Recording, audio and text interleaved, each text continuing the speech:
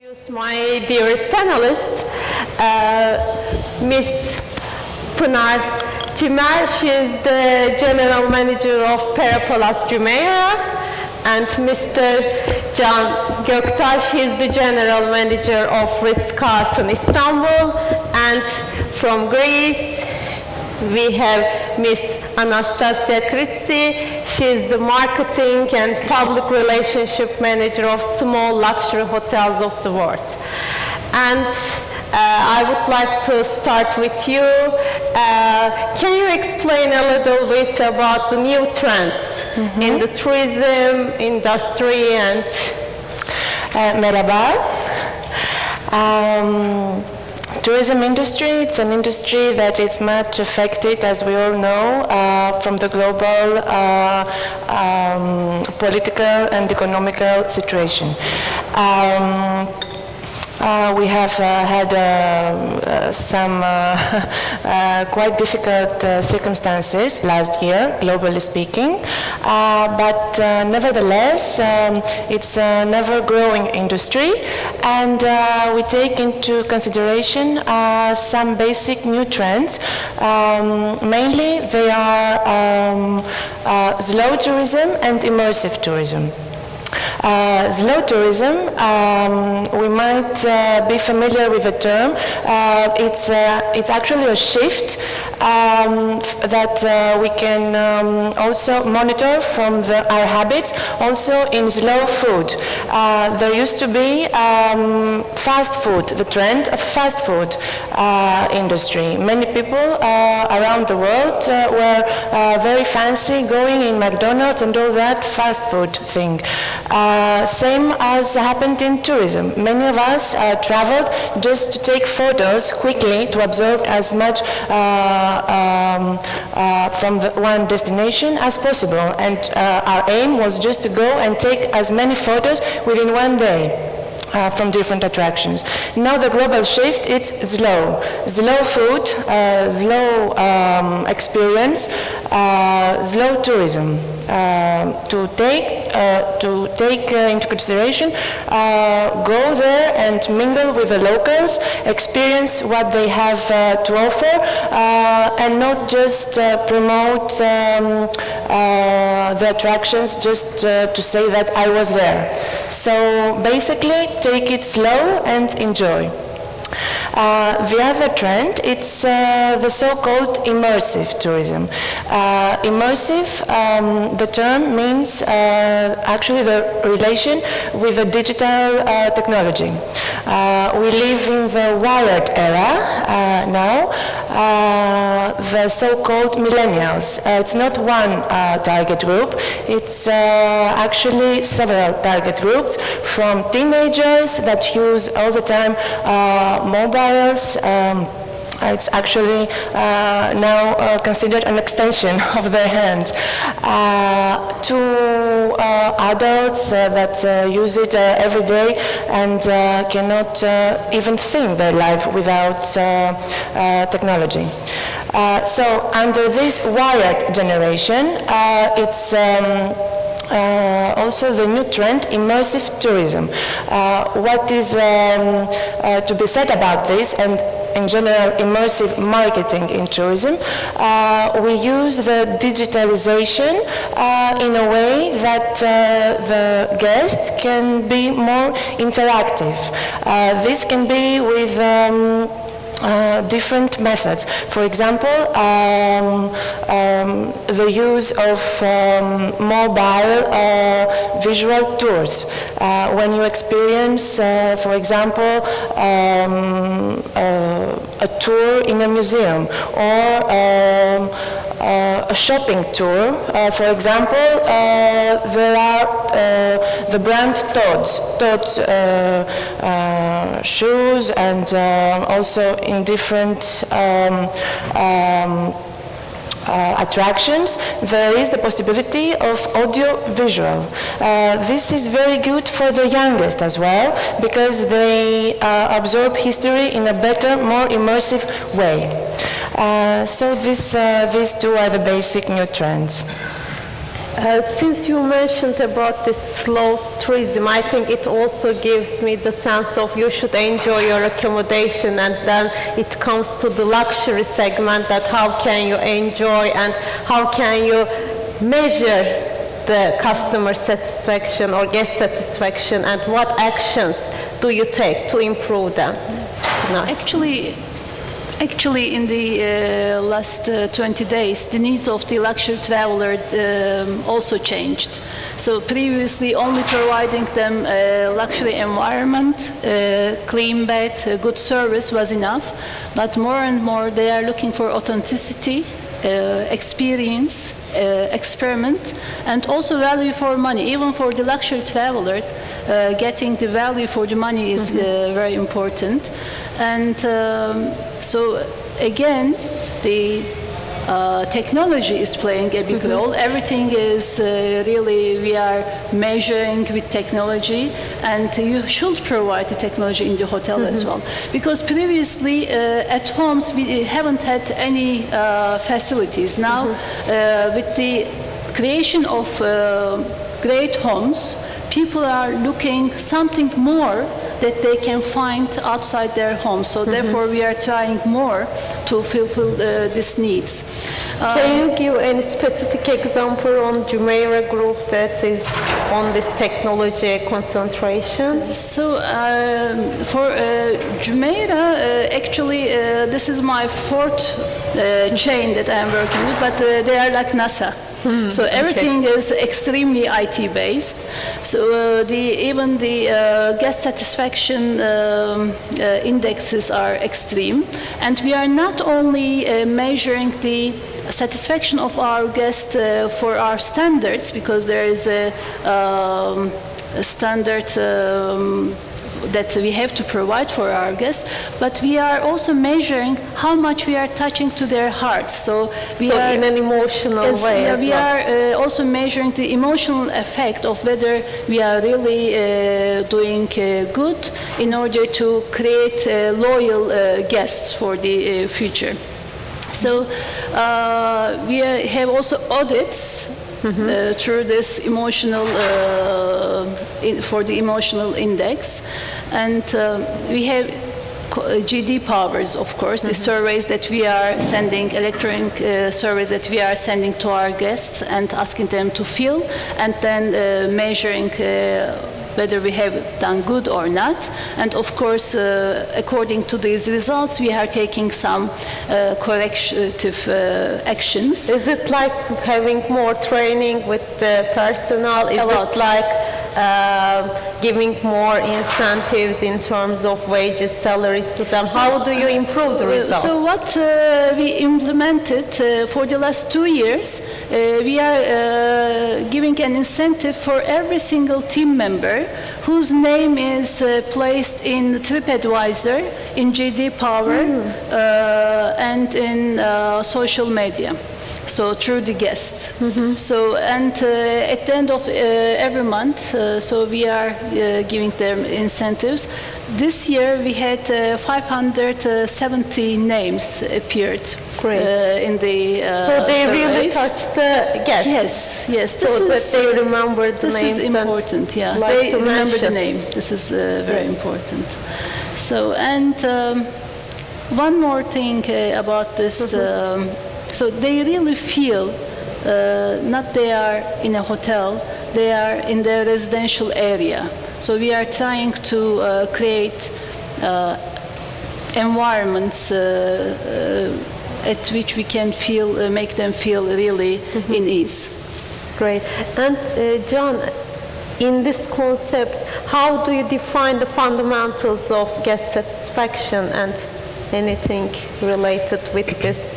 Well, guest satisfaction, guest satisfaction, as PINAR said at the beginning of her speech, in the last 20 years it evolved in a complete different way. 20 years ago, an expectation from a luxury hotel was that you have to be wearing a nice suit, a nice dress, and then your luggage has to be carried. You need extreme attention. These days, I'm sure everybody will agree with me, today's traveler is needing less and less attention. They want to remain, stay by themselves. They want to be more in touch with their technology rather than people. But what they want at the same time, they need a service whenever they want at their personal level. So the fundamentals. So they want a distance, but at the same time, they want to be on time. Exactly. And I think time is one of the fundamentals of guest experience.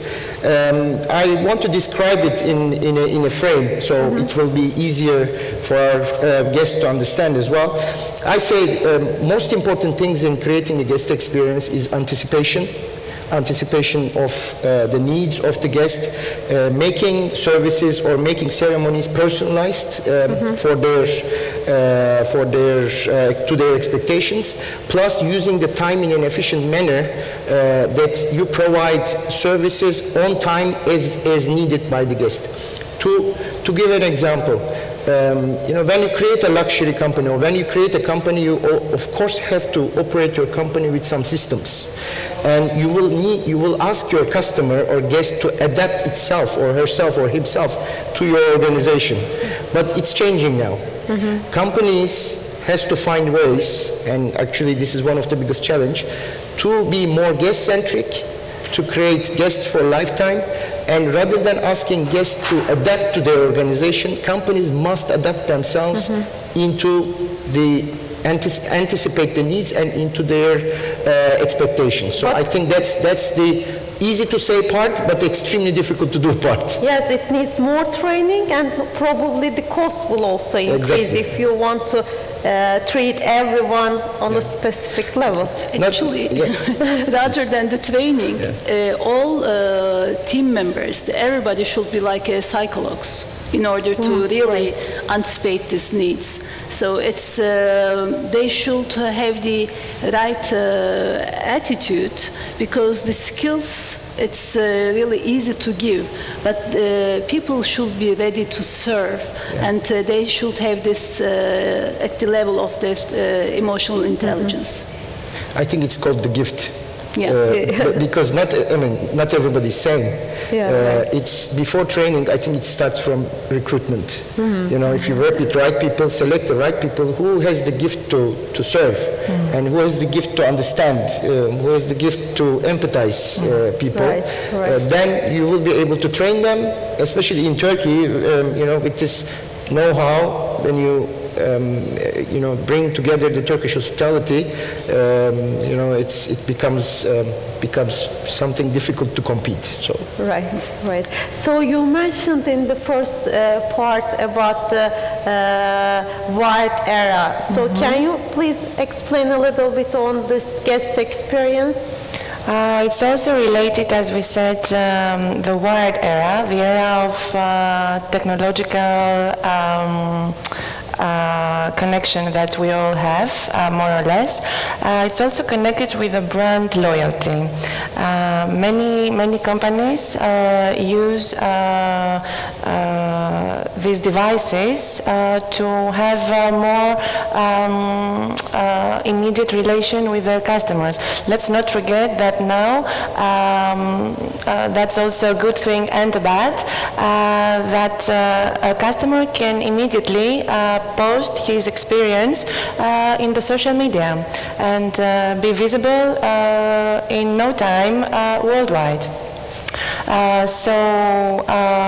Many customers, many hotel owners, also generally the industry, airlines, etc., have realized this, and what they do is to build these loyalty customers, they invest money in their social media campaign using all these platforms. Bloggers, successful bloggers, we had today, as I know, Zach King, they invest money in empowering their personnel. I think the most important part is to, as we said, to select the right people, but those people to feel the brand as their own. If they feel the brand as their own, they are most capable to pass it to the guests with every mean. So let's not forget the three core principles that is of customer service, that it's listening, handling, and then, of course, flexibility.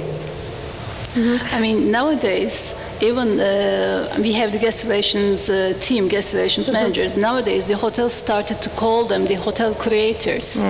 So, I mean, we are really trying to create something with the guests, so to give them the insight about the city, not only about the hotel. So they are real ambassadors of the destinations, not only the hotel. So is there a shift? You mentioned that they look for more technology, but is there any shift from the guest expectations side as well? So, I mean, they would like to, the guests who are paying, they would like to have anything now and immediately. So this is really, the time is very important for them. They are, because as everything is with the technology there, whatever information they need, it's at their hand with a single button. They would like to have the services as well. They are becoming impatient. So therefore, it's becoming more and more stressful to really deliver the services immediately. Even in luxury segment. Even in luxury segment. So it's, with the millennial is something else. They are even more impatient. I mean, they are very much into technology, but they would like to have also attention whenever they need. But do you see, for example, among the ages, a difference as well? More elderly people are less demanding or more traditional compared to younger, or everybody is adapting the technology? Everybody is adapting their to the technology. In Pera Palace, because of the history of the hotel, so the age group of our hotel is a little bit higher. So it's we call them third age group, but they are very much adapted themselves into technology. All of them have their mobile phones and the smart phones. They have iPads. I mean, the gadgets that they have for a couple, we need to have at least 4 adapters in the room sometimes. So they are very much into technology, but they need more, they wanted to hear more about the history of the city, about the history of the hotel. So they really enjoy the interaction with the team more compared to the young generation. So, for example, we heard that there are some hotels in Japan and that the robots are serving. So do you think that in the luxury segment this can also happen in a decade or so? So I think this is one side of the sector, but another side of the sector is trying to create more living room areas to make people, even the guests, interact with them. So because people need the socializing, they are more and more isolated themselves from the social life, as everything's going on in the phone. I mean, in Instagram, in Facebook, with WhatsApp, you are like involving in every single event or in every single conversation, and you really don't feel how you are becoming lonely. So then the need to get socializing is becoming more. So I think there are two different ages there. But this is just before you ask another question. This robotization is a very interesting subject. Because I wonder. Actually during my thesis, MBA thesis, I asked this question. To I think 1,500 people. Half of them were international hoteliers from different parts of the world, and half of them were travelers. When you divide the answers into the age bracket, young group, which was nearly below 35, 50% was below 35, they said it's highly possible. People above 35 said luxury hotel business will never be robotized. But you know, seeing the trend, seeing the behavior change, seeing the attitude change of guests, their expectations, the more and more smartphone usage, those kind of technology usage, putting the colored TV production and, you know, in the market, selling in the market, in 50, 60 years where the technology came, I think I also started to think it's possible. But what will be important in the future, it will be mainly the content. Maybe hotels will not have the receptions anymore in 50 years, but there will be people who will have to communicate, because robot cannot have a conversation. Robot cannot tell a story. To create that touch, there will be people. So what I assume in the future, I think number of people working in a luxury hotel will be less than today because of robotization and automation. But there will be, especially in luxury hotels, there will be still significant number of people working.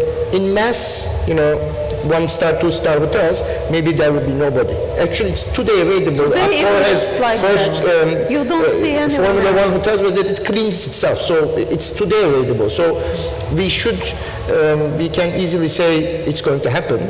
But my personal belief is in luxury hotel, when I go somewhere, if I want to talk to somebody, have a conversation, that would be one of the luxury components of the experience in future. That's what I think.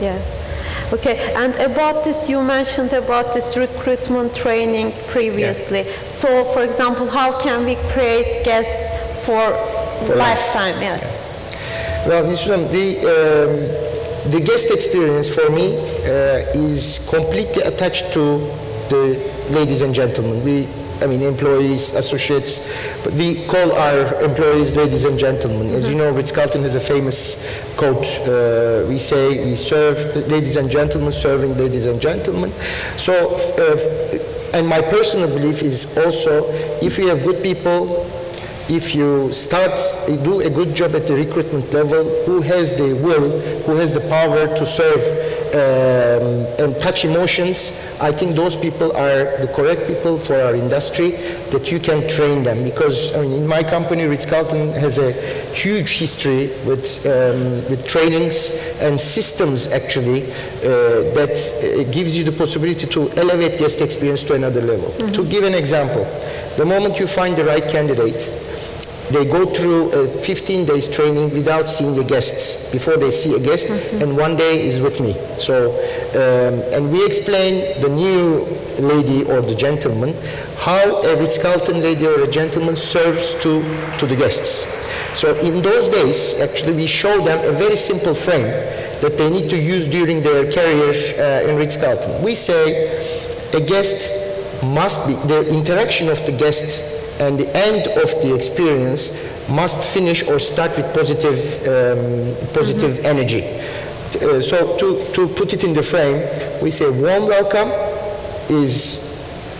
must be done, and you have to find out the guest name to start the personalization at the beginning.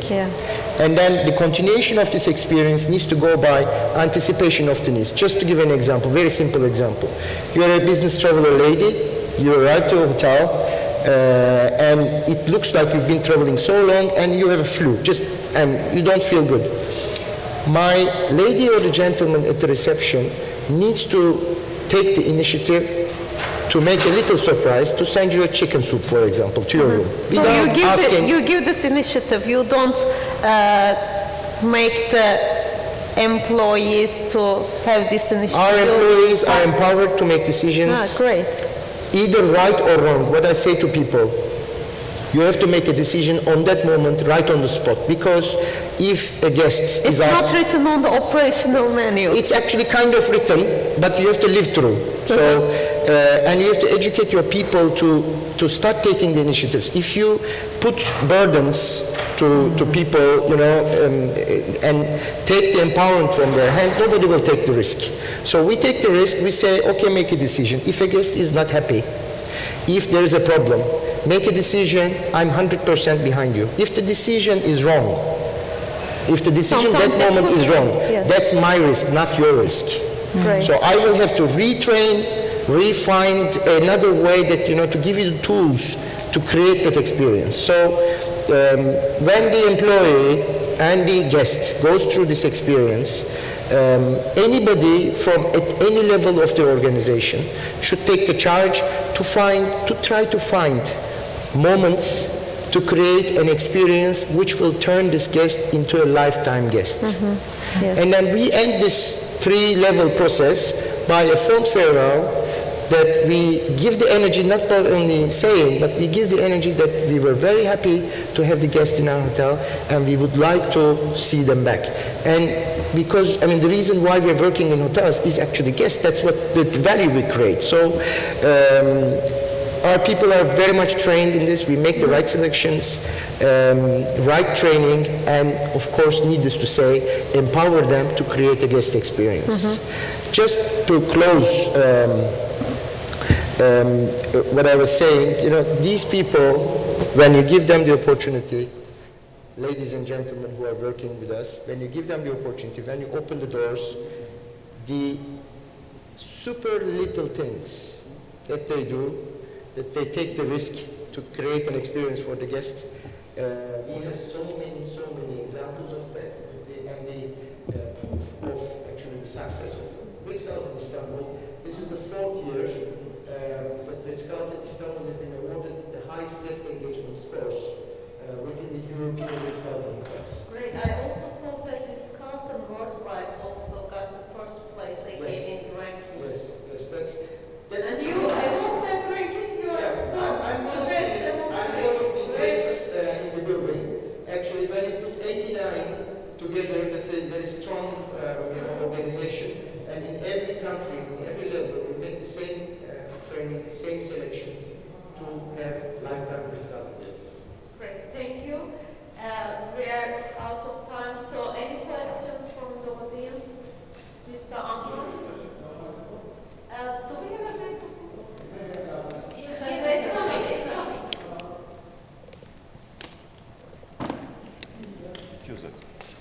Thank you for this brief, all this experience you have shared with us. I mean, we really appreciate it. But the thing is, I'm involved in hotels either directly or indirectly. And once upon a time, I've been involved in mystery shopping with one of the companies. And then the result, it's always come out that has something to do with the characters or the staff of the hotel. Because most of the hotel, I think about Pera. Pera is like a hefty bill, takes like most of the percentage of the cost. But we understand that. If you pay more, you get more for sure. I would say luxury hotel or any hotel can be unique in one thing, which is if he has the right staff and the right position. Because some of the hotels I have seen, they recruit people, they're not really qualified to a certain position, or never has been working in hotels or hospitality before. And they just give them short trainings, short orientation, and there they go. And I think the feedback we get from the net, from all sorts, travel advisor, or you name it, all the complaints or the comments we get from the guests, mostly is from the staff. And I think, I asked the gentleman from the Ritz-Carlton because it's one of the flagship, hotels in worldwide, and we have one of the best hotels in Saudi Arabia in Riyadh, which is really proud of what the Ritz-Carlton are doing, because we see this also in the Ritz-Carlton and other hotels. What are we going to do about this? I think, myself focusing on the staff.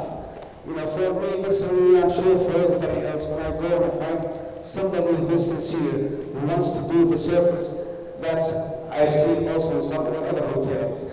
That will be the edge between hotel and other hotel, because it's not only the decoration, the luxury, everything.